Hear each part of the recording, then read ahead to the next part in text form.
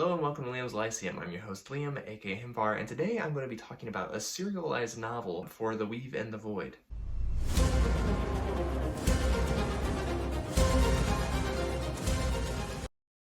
The Weave and the Void is a project of sorts being handled by three people.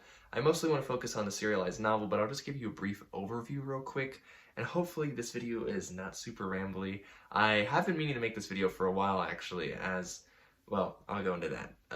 So The Weave and the Void is originally, if you find older information on it, it is called Project Dramen. That was the working title before they officially came up with a title for it. And it is a serialized novel, a point-and-click adventure game, and D&D adventure modules, essentially, for that world that the novel and the adventure game are set in. Now, you can go and play the demo for the adventure game now, and the modules, I believe the first one comes out in June of this year, 2022. Now, the serialized novel is mostly what I want to talk about, and just some background. This novel is based off the story by Tim and Joey Anderson, though it's written by Tim Anderson, or T.W. Anderson. He's actually published some stuff before, if you've ever read the Bloody Knuckles anthology, which I have mentioned on this channel before, or Echoes of the Past, which was one of my first reviews actually on the channel, which was book 1 of Saga Leucemia. Tim is actually someone I have been chatting online with for almost 8 years now, so I have a decent relationship with him. So I'm not just making this video because of that relationship, though. I want to make that clear. He didn't ask me to do this. He didn't pay me to do this in any way, shape, or form. I like the serialized novel, so I want to tell you about it. So for those who don't know, a serialized novel is essentially something that is released in parts, and in this case, online. Now, they used to be more popular back in the day, especially last century, where you would get novels like Princess of Mars by Edgar Rice Burroughs, for example, was a serialized novel.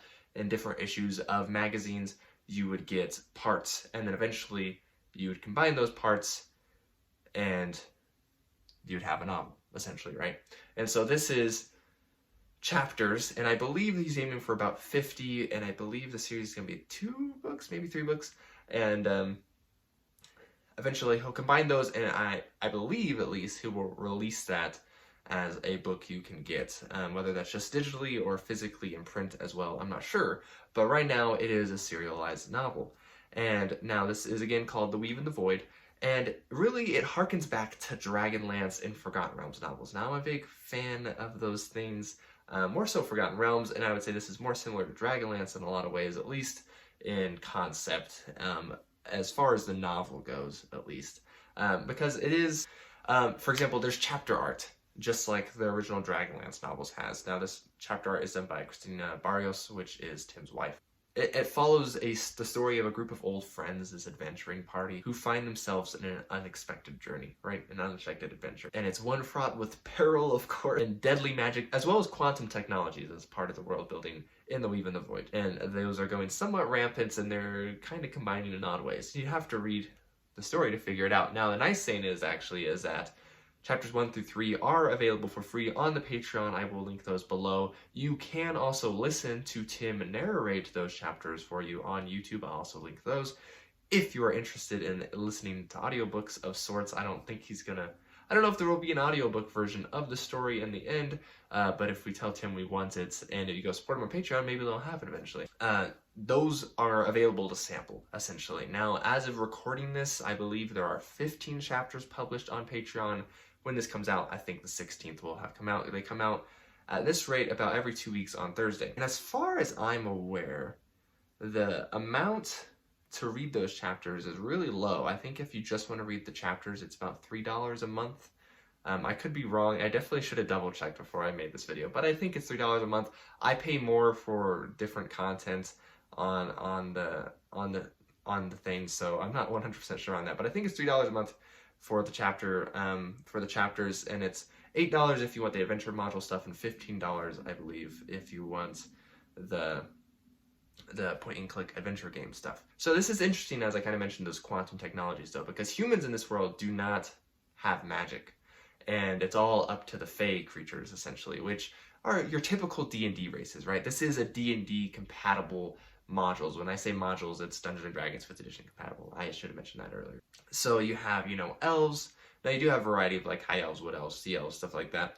But you also have your dwarves and your halflings, I believe. I believe he went with halflings, and you know, just stuff like that. But there's also brownies, for example, which are kind of their take on Kinder, which obviously aren't exactly the same, but that's the idea at least. So, and these humans kind of risen from this war that destroyed their lands in the south, have come into these Fey lands, and their people were allowed to stay, given land by the Fey, and their technology, this quantum technology, is essentially their magic. Now, this is run by the Church of the Elder Ways, which kind of oversteps its, you know, bounds sometimes, but it's pretty interesting. The problem is that at the beginning of the story, the beginning of the modules, if you play that, and probably, and then is that this somehow goes Ari, this combination of elemental magic and quantum technology, somehow combines to make a mess of things. And there's this big plague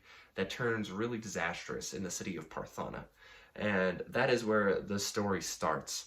Now, it does expand from there, and honestly, sorry, I could talk about this for a while, and so you know I need to take better notes. But to get into the party, first off, the party is Thanon the dwarf in the tradition of Flint Fireforge from the Dragonlance Chronicles. Firin, she's a sea elf mariner, and then Hylan, he's a half elf and a lover of Firin. Alfia the brownie, and then Liana, who is a high elf mage and sort of the leader slash Gandalf of the party. And then we get a couple new characters in after the first part, so like starting chapter 11. Now this will be revised, so for all I know, it might not be chapter 11 in the end, right? But as of right now, which are the brother-sister duo of Lynn and Will. Now Anderson is one of my favorite authors, okay? It just is. He's inspired my own writing and stuff like that.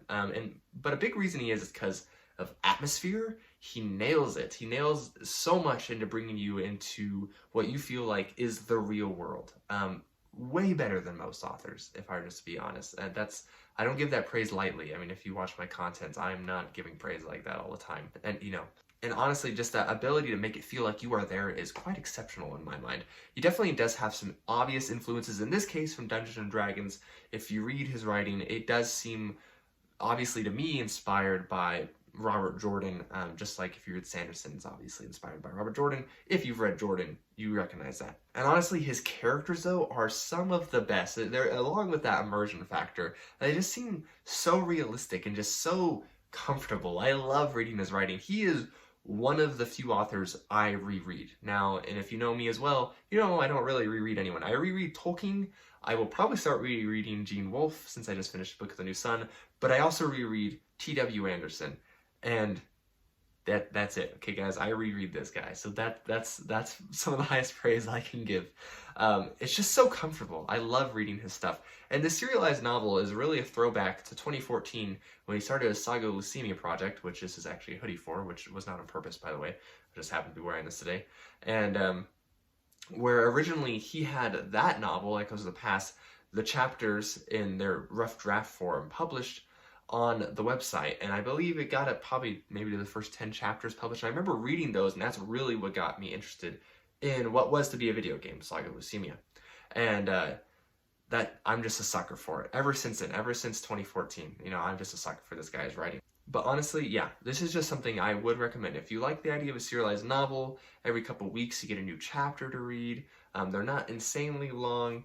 You can, you know, they're nice and comfortable. That eventually, in the end, you're going to have a whole novel to read if you want to. But at the same time, it's not just getting this content, right? It is about supporting them and getting the content out the door, essentially, right? Because a lot of these, especially smaller authors, they don't have that support. You know what I mean? Like, most of these people are working day jobs. And in this case, this is kind of, this team's, the Wandering Hermits, what they're called.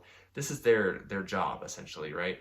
But it's not. And so in my mind, it's nice to be able to support as it's going on. You know what I mean? Like, as it's going on, you can read the novel and you can support the author rather than waiting who knows how long for the novel to come out supporting an author. It is a nice way to give back, in a sense. And like I said, you don't have to, obviously. You can go and read those sample chapters, chapters 1 through 3. You can listen to them if you want and see if you're interested. And if you are interested, but you want a full book by Anderson, there's already a full novel out there that I highly recommend. Echoes of the Past, you can check out my review.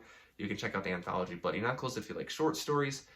There's really just a lot of stuff out there going for it already. So anyways, this has been Liam Liam's Lyceum. Check out the Weave in the Void serialized novel, and check out also the other stuff that they are putting together right now. If it sounds interesting to you, I thought I would just make a video getting it out there because honestly, I know some people do serialize their work. This is the one I follow, if I were just to let you know. So it's been Liam Liam's Lyceum. I'll catch you next time.